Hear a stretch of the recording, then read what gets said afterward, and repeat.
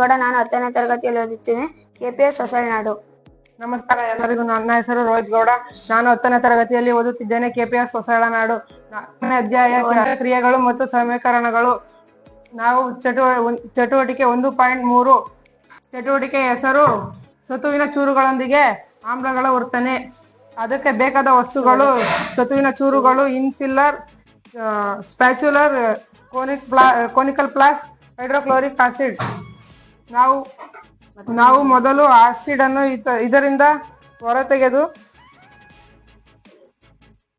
Conical flask ಒಳಗೆ ಹಾಕಿ ಸ್ಪ್ಯಾಚುಲರ್ ಸಹಾಯದಿಂದ ಸತುವಿನ ಚೂರುಗಳನ್ನು ಆಸಿಡ್ನೊಂದಿಗೆ ವರ್ತಿಸಿದಾಗ conical flask ಒಳಗೆ ಗುಳ್ಳೆಗಳು ಉಂಟಾಗಿ ಅನಿಲ ಬಿಡುಗಡೆಯಾಗುತ್ತದೆ. ಹೈಡ್ರೋಜನ್ ಅನಿಲ. ಧನ್ಯವಾದಗಳು.